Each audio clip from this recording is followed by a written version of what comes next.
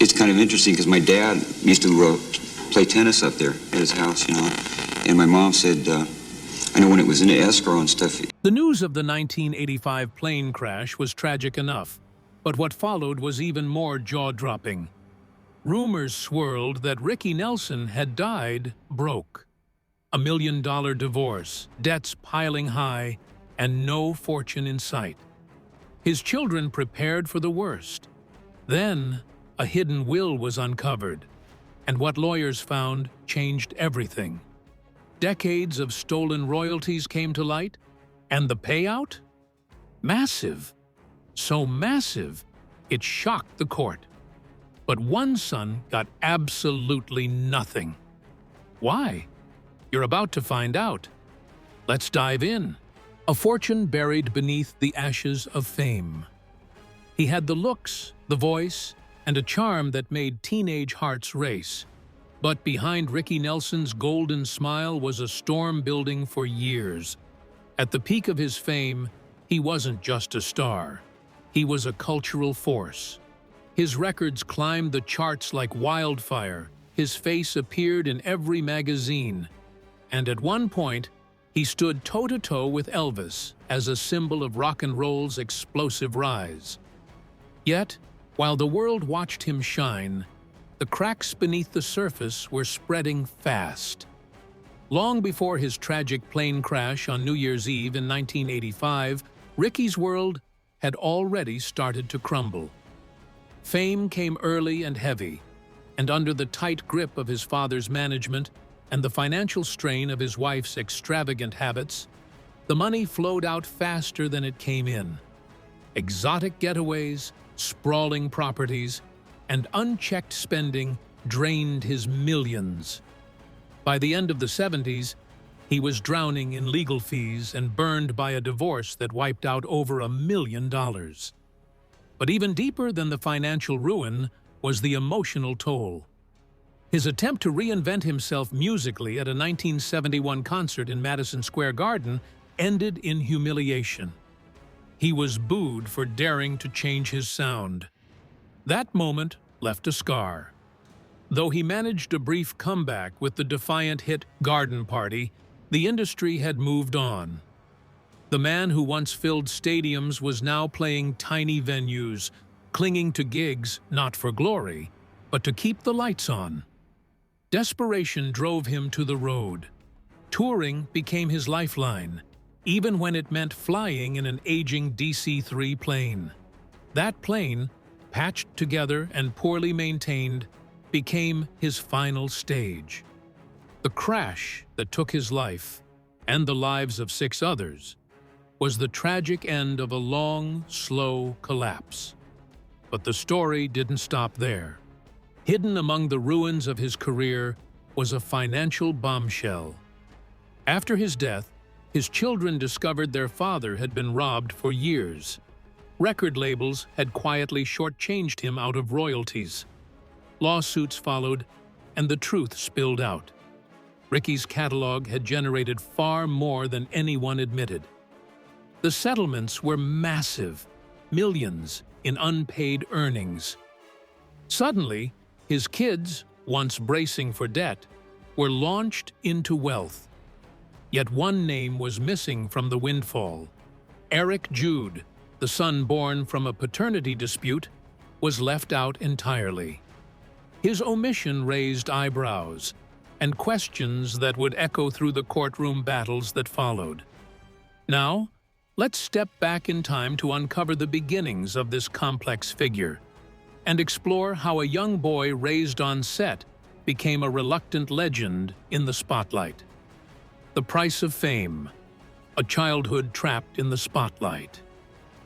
But long before lawsuits and royalty battles, Ricky Nelson had already paid a steep price: his childhood. Ricky wasn't born into a normal life.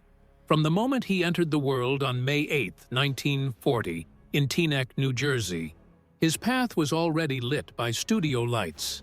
His father, Ozzie Nelson, led a popular big band, and his mother, Harriet Hilliard, had already made her mark as a film actress. Together, they weren't just a couple, they were a brand. and their brand would become Ricky's entire reality.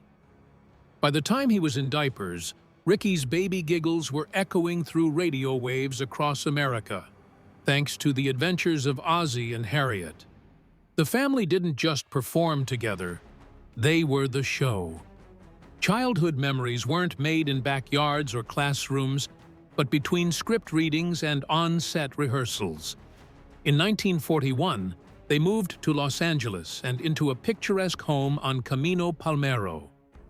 To the outside world, it looked like a dream. Fans even drove past, hoping to catch a glimpse of their favorite TV family. But inside, the house ran like a studio set. Living rooms doubled as rehearsal halls. Ozzie ran everything with precision, and Ricky, still just a boy, was treated as part of the production crew. He officially joined the family's radio show at age 8, replacing the actor who had played Ricky before him. Most kids were riding bikes or learning to play catch. Ricky was memorizing lines, performing in front of microphones, and collecting paychecks. By 10, he was famous nationwide, but the cost was steep. No birthday parties with classmates. No carefree afternoons. Only lights, cameras, and the quiet pressure of being perfect. Behind his screen charm was a kid who battled asthma so badly he often had to sit out of school or stay inside while others played. He learned to observe instead of speak, a quiet sensitivity that made him magnetic on camera. Yet all of this, the fame, the illness, the non-stop production, blurred the lines between who Ricky was and who he was expected to be. Then came 1957. At just 17, Ricky performed I'm Walkin' on national television, and everything changed. His single sold over 1 million copies. Girls screamed. Record executives saw dollar signs. Suddenly, Ricky wasn't just a TV star. He was a full-blown music sensation. His next single, Bebop Baby, exploded with over 750,000 pre-orders and shot up the charts. His debut album, Ricky, went straight to #1. Teen Idol? No, Ricky Nelson was now an industry. But success brought temptation.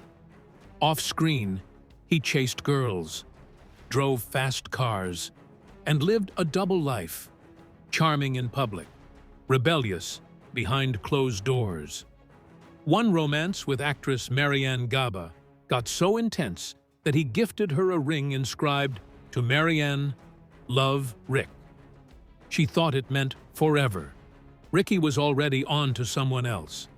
Secret relationships and late-night parties became his escape. And though his parents tried to keep him grounded, controlling his money, discouraging serious relationships, it was a losing battle. Ricky had grown up in a cage of fame, and now he was slipping through the bars. In the end, Ricky Nelson was never just playing a role. His life was the role, written by others, shaped by contracts, and watched by millions.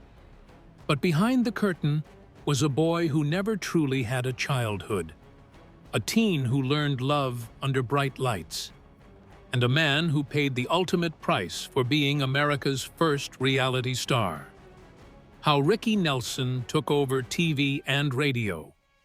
That quiet rebellion off-screen was mirrored by a calculated storm of success in the spotlight. So by 17, Ricky Nelson had done what no other teenager had. His debut album, Ricky, released in October 1957, shot straight to #1, making him the youngest artist at the time to top the Billboard LP chart. But his rise wasn't just talent, it was strategy. And behind that strategy stood his father, Ozzie Nelson. As producer of The Adventures of Ozzie and Harriet, Ozzie had figured out a goldmine formula. Weave Ricky's latest song into each episode, turning millions of weekly viewers into eager record buyers. Songs like Bebop Baby and Have I Tours. Have I Told You Lately That I Love You were already climbing the charts before the album dropped, thanks to this brilliant exposure. When Ricky performed I'm Walkin' on national TV in April 1957, it caused a frenzy. The track hit number 4, while its B-side soared to number 2. Ozzy wouldn't let him appear on shows like The Ed Sullivan Show. Why share attention when they had America's undivided focus every week? Then came Poor Little Fool, a song written by 15-year-old Sharon Sheeley. Ricky didn't even want it released, but radio stations ignored him and played it anyway. It became the first ever number 1 on Billboard's newly launched Hot 100 chart in 1958, securing his place in music history forever. Between 1957 and 1962, Ricky scored 20 top 40 hits, second only to Elvis during that stretch. His fan club exploded globally, with 9,000 chapters by 1960. His contract with Imperial Records guaranteed $50,000 over 5 years and full creative control, an unheard-of deal for a teenager. Ricky wasn't just popular, he was a phenomenon, and the profits proved it. That unstoppable rise came with a cost, and Ricky Nelson was about to feel its weight. Stay tuned to find out. Ricky's fight for creative freedom. By 1959, Ricky had proven he wasn't just a singer. His performance in Rio Bravo, alongside John Wayne and Dean Martin, earned him a Golden Globe nomination for Most Promising Newcomer. But while critics applauded his acting, others were focused on something louder: his lifestyle. He was living large, wearing custom suits, speeding around in luxury cars, and mingling in Hollywood's most exclusive circles. His reported $5,000 monthly allowance, nearly $50,000 today, kept the party going, but also revealed how fame was reshaping him. In 1961, he surprised everyone again with Travelin' Man, a song Sam Cooke had rejected. Ricky took a chance, and it paid off.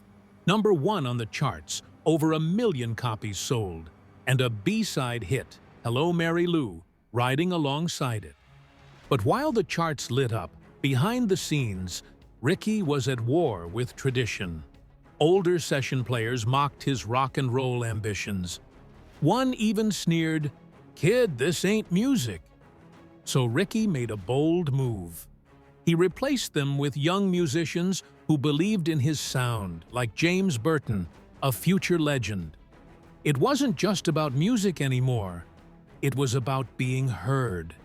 He was done being a puppet, but control couldn't stop what was coming next.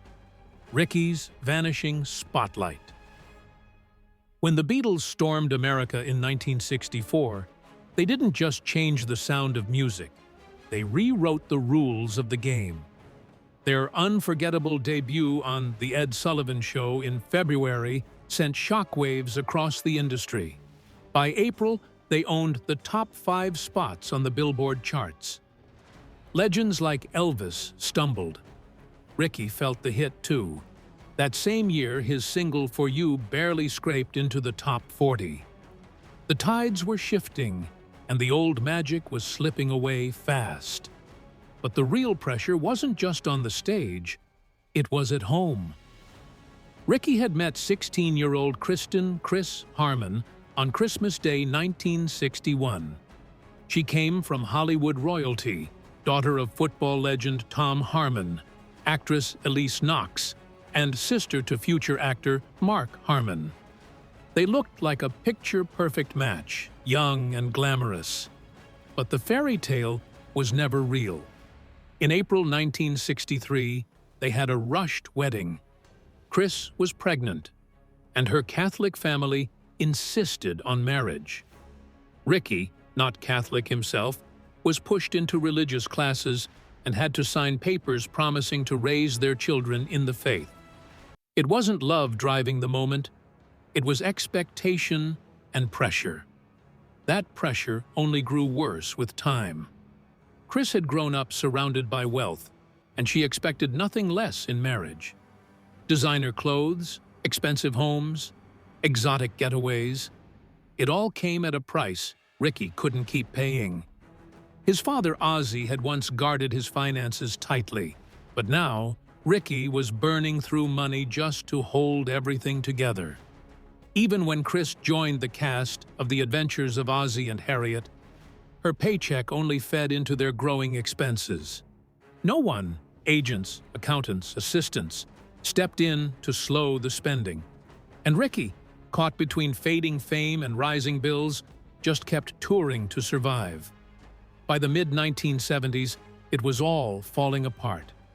The emotional toll, the financial burden, and the illusion of a perfect marriage had finally cracked. In 1965, they starred together in a film called Love and Kisses, directed by Ozzie. It was meant to be a sweet comedy about newlyweds learning to live with family. But the script mirrored their real lives too closely. Ricky, 25, awkwardly played a teenager. Chris's performance felt hollow. Behind the smiles and rehearsed lines, their real marriage was crumbling. The movie, instead of being a fresh start, became a painful reflection of what was already lost. The reinvention that cost Ricky Nelson everything. As the fairy tale crumbled behind closed doors, Ricky was already fighting a different kind of battle. The fight to reclaim his identity in a world that had moved on. By 1969, desperate to shake off his teen idol image, he dropped the Y from Ricky and tried to relaunch himself as Rick Nelson. He formed the Stone Canyon Band, merging country with rock, years before it became trendy. The lineup included Randy Meisner, who would later help create the Eagles. They had talent, vision, and drive. What they didn't have was timing. Big stages turned into tiny clubs. Paychecks disappeared. Meisner left, frustrated by the struggle. Rick pressed on. Albums like Rick Sings Nelson and In Concert pushed boundaries, but audiences didn't bite. He wanted to be taken seriously, even if it meant losing everything. Then came the 1971 Madison Square Garden concert. Rick showed up expecting love. Instead, he was booed. He tried a fresh sound, covering honky-tonk women, but the crowd wanted the old hits. Though some blamed police actions for the disruption, Rick saw it differently. They didn't want the new him. He finished the set backstage, heartbroken. That night crushed him. But from the wreckage, he penned Garden Party, a raw, honest anthem that hit number 6 on the Billboard charts in 1972. It was a rare comeback, brief but powerful. Still, the moment didn't last. Singles that followed flopped. Albums were overlooked. By 1974, MCA Records didn't know what to do with him. He played amusement parks, took forgettable TV roles, anything to stay afloat. Garden Party became both a personal victory and an industry farewell. Meanwhile, his marriage to Kristen was in freefall. Rick was constantly touring to support their expensive lifestyle, while Kristen, feeling abandoned, grew resentful. Arguments replaced intimacy. In 1977, Rick returned from the road to find his belongings packed into a rental house. Kristen was inside with 2 Rams cheerleaders. Rick was humiliated. She claimed it was for the kids' protection, accusing him of substance use. Rick's side denied it, but the damage was permanent. Hoping to fix things, Rick bought Errol Flynn's old mansion in 1980. It was supposed to be a new beginning. Instead, it became a haunted metaphor. Strange noises, flickering lights, and mounting bills. Kristen asked him to quit music. He couldn't. He needed the money. Tensions exploded. Their divorce dragged on for 5 painful years, filled with bitter accusations, harmful substance use, alcoholism, and emotional neglect. Over $1 million vanished into legal fees. By the end of 1982, it was final. Rick was ordered to pay $4,000 a month in child support and granted joint custody of their 4 children. But the years of legal battles had drained him financially, emotionally, completely. He hit the road once again, not chasing fame, but chasing survival. The man once celebrated as America's golden boy now played small venues, collecting checks just large enough to stay afloat. As divorce, debt, and the fading spotlight dragged him down, Rick poured everything into one last hope: a comeback tour. But that comeback would cost him more than he ever expected. What was the true price? Stay with us to find out. Ricky's final flight. By 1985, touring was his only reliable income, but Rick despised flying. Still, he refused to take a bus and instead bought a 1944 Douglas DC-3, once owned by Jerry Lee Lewis, for $118,000. It was old, unreliable, and terrifying to his crew. Engines failed. Electrical problems were constant. The band had even pushed it off a runway. Guitarist Bobby Neal's wife warned him. Pianist Andy Chapin wanted off, but Rick pressed on. He needed the money. On New Year's Eve, 1985, after hours of delays, the plane took off toward Dallas. Mid-flight, smoke filled the cabin. The pilot couldn't see the instruments and flew with his head out the side window. Just after 5 p.m., the plane clipped trees and exploded 2 miles from the landing strip. Rick, his fiancée Helen Blair, and 5 crew members died instantly. Only the pilot survived. Rick was just 45. It was a tragic ending for a man who had once captured America's heart. But even as the world mourned, what followed revealed secrets and battles that would make headlines for years to come. The battle over Ricky's fortune. But even in death, Rick Nelson's life was anything but quiet. His final legacy ignited a storm of legal battles, family tension, and long-buried secrets. When Rick died in 1985, his financial situation was a mess. He had divorced Kristen Harmon and was engaged to Helen Blair, but neither woman was named in his will. In fact, the only beneficiaries were his 4 children, Tracy, Gunners, Matthew, and Sam. And even they weren't guaranteed much. The estate was reportedly more than $1 million in debt, drained by years of reckless spending, legal fees, and the cost of maintaining the faulty DC-3 that killed him. Initially, Kristen claimed no will could be found and moved to take control of the estate. But Rick's brother, David, soon produced a will dated just 4 months before the crash, naming himself executor and excluding Kristen completely. Then came a twist no one expected. Rick had fathered another son, Eric Jude, with Georgianne Crew after a brief 1980 affair. Though a paternity test confirmed it, Rick's will labeled the matter disputed, and Eric was cut out. Georgianne fought in court, but the will stood. Helen Blair's parents also sued, blaming the crash on negligence and demanding compensation. Creditors flooded in. Kristen fought for life insurance, and lawyers circled the crumbling estate. But while everyone chased physical assets, Rick's real treasure was quietly growing. His music catalog, especially in the digital age, held untapped value. In 2011, the estate sued Capitol Records, accusing them of hiding unmatched income and using outdated deductions like breakage fees on digital sales. The lawsuit was settled in 2014, with Capitol agreeing to pay a secret sum and increase royalty transparency. Then, in 2020, the estate sued Sony over shady international streaming practices. This time, they won a $12.7 million settlement and a 36% increase in royalties. After years of heartbreak and courtroom chaos, Rick's children finally began receiving the true value of their father's legacy. Not in dollars he once spent, but in the timeless songs he left behind. But what do you think truly defined Rick Nelson's legacy? His broken estate, hidden son, or a music empire reclaimed too late? We'd like to hear your thoughts in the comments. Don't forget to like and subscribe.